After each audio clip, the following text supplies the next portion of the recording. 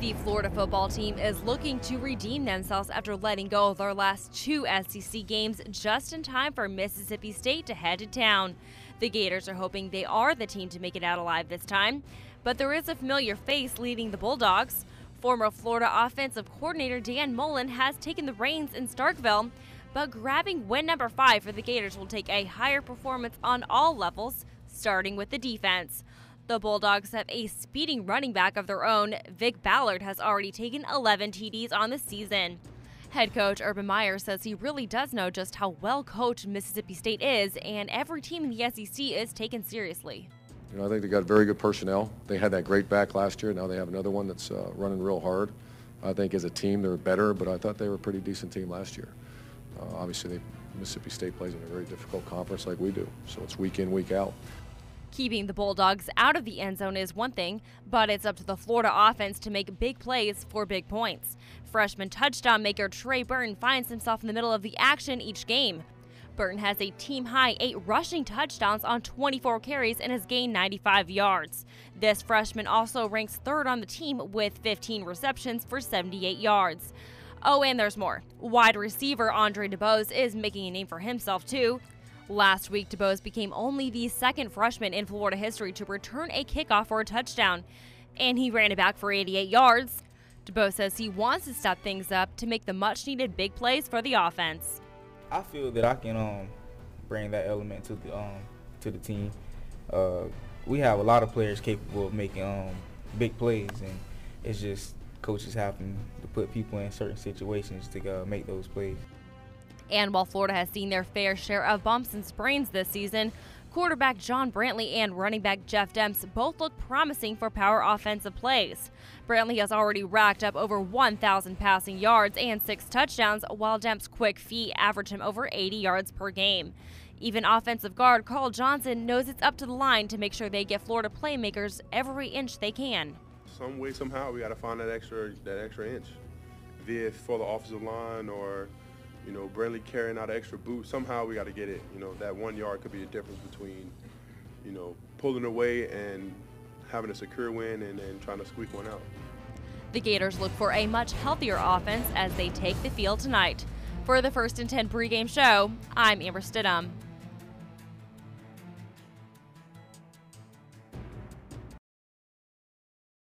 Time for a Gator football position breakdown with a look at the defensive line. I'm Amber Stidham. New Gators, new plays, and now a new coach. Defensive coordinator Terrell Austin is making his first coaching appearance as a Gator this season.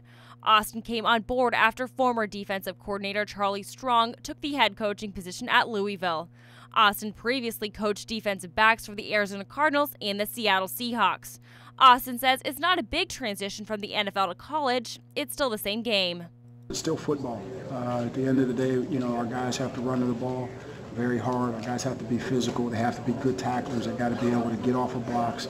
And those are things, no matter what level of football you're at, those are things that have to be done. So I don't think it's a big adjustment at all. And with the departure of former Gator Carlos Dunlap, players like senior Justin Tradow and freshman Ronald Powell are stepping things up on the DL. Redshirt sophomore nose tackle Omar Hunter says it's guys like Tradow and Powell who are making a huge impact on the line. Justin Tradow, Duke Lemons, and Willie Green are definitely standing out right now. Powell coming, he's doing okay. He's a freshman though, but he's doing all right. We always talk about it, the defensive line, that we definitely want to be the leaders of this team because we have the most depth and the most people coming back. So the defensive line definitely want to. Catch the defense in action this Saturday for their season opener against Miami, Ohio. With a look at the defensive line, I'm Amber Stidham.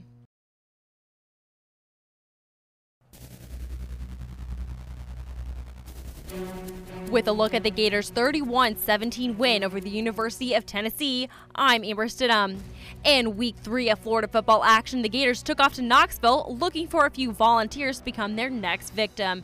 A shaky start for the Florida team allowed Tennessee to take an early 3-0 lead. With less than 12 minutes remaining in the first half, sophomore running back Mike Gillisley put the Gators on the board with his first of 2 rushing touchdowns in the game. Despite the late numbers on the scoreboard, head coach Urban Meyer says he sees a lot of improvements from the players, just not quite with the typical Florida style.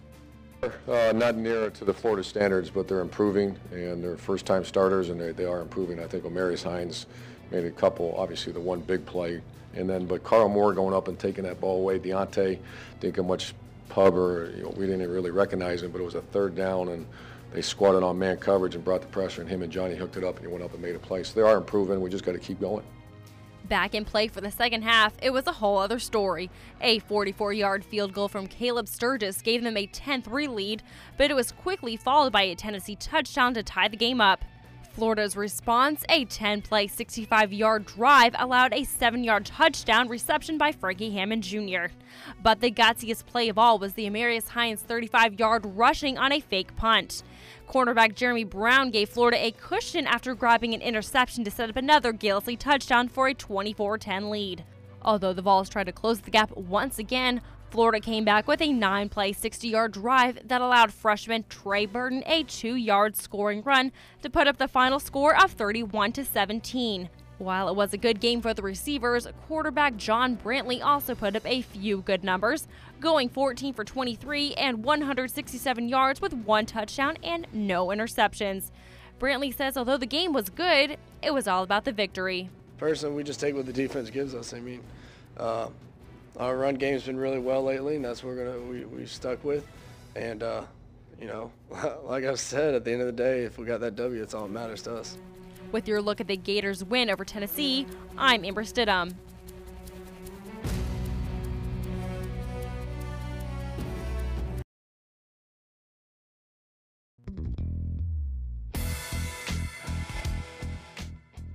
It's week 2 and the Gators are welcoming the University of South Florida to the Swamp for the first time in school history.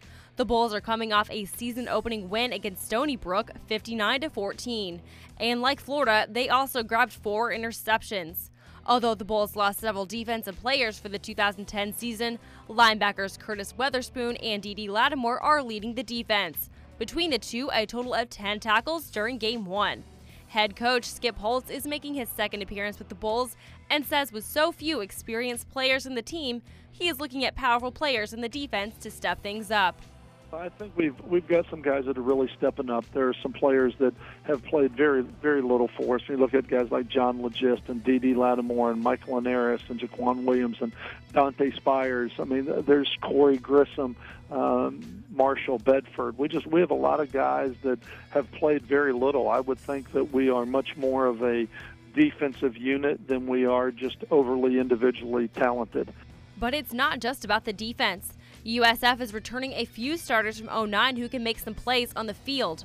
Wide receiver Dontavia Bogan went for 74 yards receiving and 1 touchdown last week. Holtz says while players like Sterling Griffin and A.J. Love are injured, it's up to Bogan. I think they've come a long way. We came into this year from last year, and there were 4 guys that had played a significant role, and Bogan is one of them, and then you had Love, Griffin, and Mitchell left early to go to the NFL. And then Love and Griffin were both injured in the spring and the summer and are not back yet. So the only guy you have back with any kind of experience is Bogan, and that is a patchwork group that we've put together. One player leaving a lasting impression on the Bulls' offense, quarterback B.J. Daniels. Daniels led the team with 772 rushing yards and 9 rushing touchdowns last season. He turned heads across the conference when he became the only player in the Big East history to rush for 100 yards and pass for 300 yards in a single game, which he accomplished against Louisville. This sophomore made his 2010 debut last week. He went 15 for 22, 264 yards passing along with 2 touchdowns and no interceptions. Florida special team and linebackers coach DJ Durkin says it's going to take the whole defense to stop this powerhouse quarterback. B.J. Daniels is a phenomenal player. I mean, that's going to be a full team defensive effort to be able to do that, because that guy can really do a great job with his feet, also with his arm. I mean, I think he's one of the most talented quarterbacks in the country. So it'll take 11 guys and a full plan and a bunch of coaches really to do a great job against him. With a young quarterback and strong defense, the USF Bulls are looking to take win number 2 against the Florida Gators. That's scouting the opponent. For the First and 10 pregame show, I'm Amber Stidham.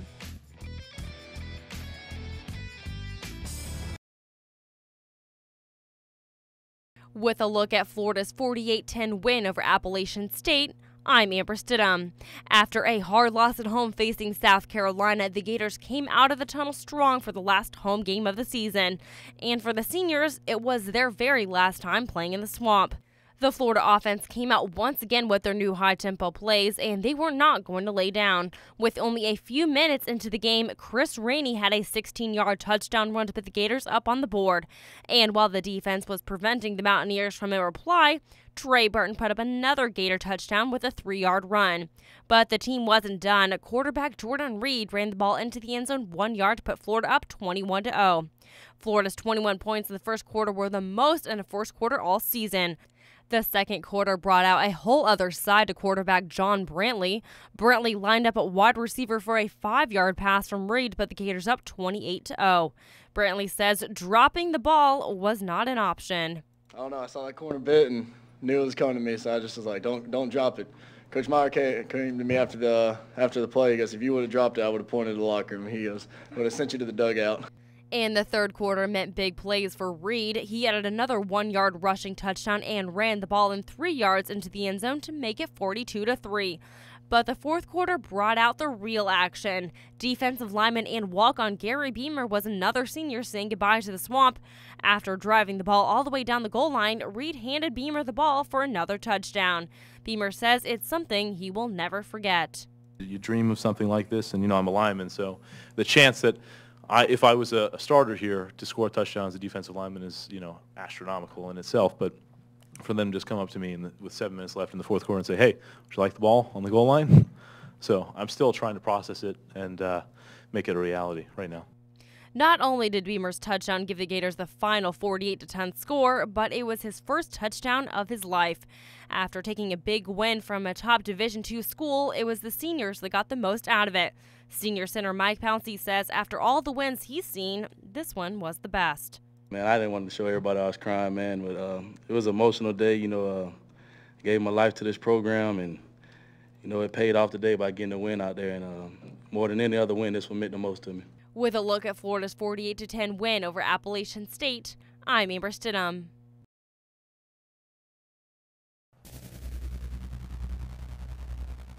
Both the Gators and the Gamecocks hold their own fate in the SEC when they go head-to-head tonight. Although Florida is coming up a big 55-14 win on the road over Vanderbilt, the Gamecocks took a big loss last week from Arkansas 41-20.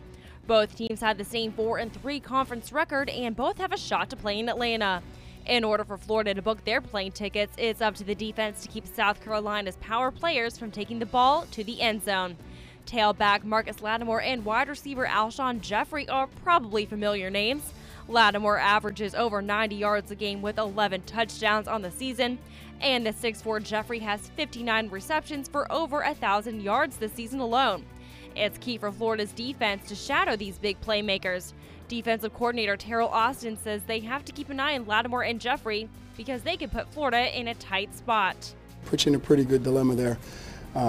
So we're going to have to mix things up. We're going to pick our spots to load the box, but we also know we have to pay attention to the receivers outside. They got a couple of very good receivers out there that do a great job of catching the ball and can run after the catch. And stopping the run on first downs is ideal. Florida proved last week facing Vanderbilt they can end it. The 7 first downs by Vanderbilt were the lowest allowed by UF in an SEC game since 1998 and the lowest overall since 2006. And when the Gator defense isn't on the field, it's the triple threat of John Brantley, Trey Burton, and Jordan Reed who take the reins. Brantley stood out last week going 11 for 18 for 157 yards and 2 touchdowns. But the breakout story put Reed's name on the map. Reed tossed his first career touchdown pass, and it was his first pass. Reed rushed for 84 yards, putting another Florida TD on the board. Head coach Urban Meyer says Reed will be making the passing and rushing tonight, meaning big plays. Both. He's really had a good week of practice. He's a very good player and has really grown up. I love his growth as a football player in the last 3 weeks. And even though there are 3 specialized quarterbacks in the game, it's pretty certain wide receiver Chris Rainey will continue to get plenty of big plays.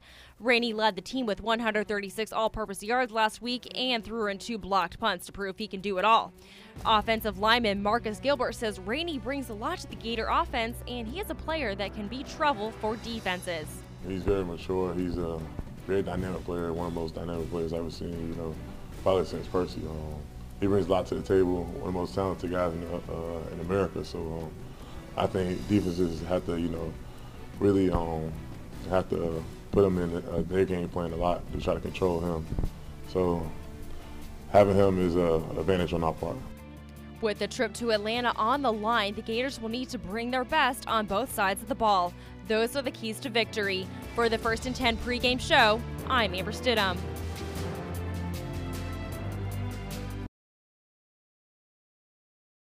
With a look at Florida's 34-31 win over Georgia, I'm Amber Stidham.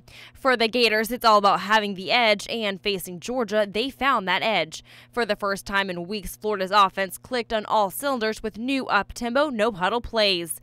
And with Chris Rainey back from suspension and a much healthier Jeff Demps, the Gators came out with plenty to prove. After a scoreless first quarter, Florida was the first on the board with a 20-yard touchdown from Rainey, but it wouldn't last for long. Georgia put up a touchdown of their own to tie it 7-7.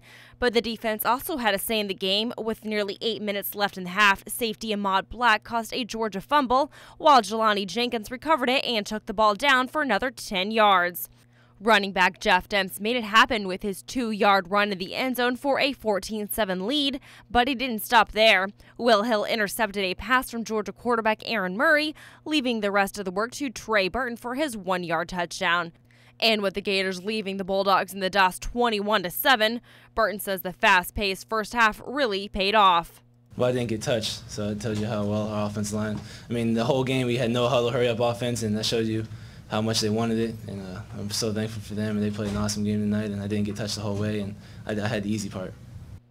The next 15 minutes allowed the Gator defense to shine, stopping Georgia to only a field goal in the third quarter, staying ahead 21-10. But the fourth quarter brought out a whole new offense in the Bulldogs, leading to a touchdown to make it 21-16. Florida special teams went for another field goal of their own to increase the lead 24-16. And as the story goes, Georgia came back for a touchdown and a 2-point conversion to tie the game at 24. Florida fought back with a 51-yard touchdown from Speedy Burton. Being up 31-24 wouldn't last for long. The Bulldogs had another offense gain with another touchdown to make it 31-31. And with the clock running down for the first time in series history, this meant overtime. The Bulldogs tried to put the ball in place for a score of their own, but again, Will Hill made sure that wouldn't happen. Hill intercepted a pass from Murray, taking it down 89 yards. It was time for Florida to seal the deal. Punter Chaz Henry made a 36-yard game-winning field goal for the Gators to take it 34-31 over the Bulldogs. Henry says being a Georgia native made the goal that much better. It was unbelievable. I grew up in Georgia. Had a bye week last week, so I hear it from all the Georgia fans and all my friends back home that are Georgia fans. And to come here and play, this is one of the funnest games you can play. And I think you're not seeing any of our players coming in and seeing the sea of red and black and orange and blue. It's unbelievable. After 3 weeks of consecutive losses, the Gators came out ready to make their high-tempo plays. Head coach Urban Meyer says he has seen his fair share of big wins and says this one makes the top. This is as big as one we've had. I mean, we've had some great wins around here, and maybe people would say more important. I'd probably argue that one. This is the biggest win that I can remember I've coached in a long time. With a look at Florida's win over Georgia, I'm Amber Stidham.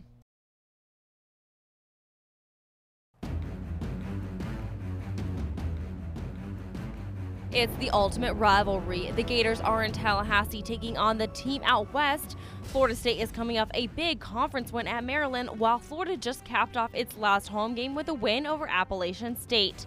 These in-state rivals don't exactly like each other, and when it comes down to it, it could be considered the biggest rivalry for the season. Florida has a 6-game winning streak going into the matchup, and in order for the Gators to make it 7, they need to utilize all 3 quarterbacks. Last week out, Florida totaled a season high of 547 yards of total offense, including 311 rushing yards and 236 passing yards. Funny part about that is Florida put up the same 311 yards rushing during last year's Florida State showdown. And with Jordan Reed's 3 rushing touchdowns against the Mountaineers, the trio of quarterbacks is proving to be a problem for defenses. Offensive coordinator Steve Adazio says Reed's got the mindset to help the team grab a victory. He's a guy, he states it beautifully. He's a beautiful kid now. Okay, he really is. And his is, I'll do whatever I need to do to help this team win. That's his mindset. That's Trey Burton's mindset. That's Brantley's mindset. That's what's great about our kids. And it's not just using the quarterbacks, they need to protect them too. Florida needs to make sure the offensive line is doing their job. The Noles have a few sacks, 41 on the season, but when the Gators don't have the ball, it's up to Florida defense to keep the Noles out of the red zone. It's key to get them off the field on third downs. FSU has big playmakers like wide receiver Burt Reed, who already has 514 yards and 11 touchdowns on the season.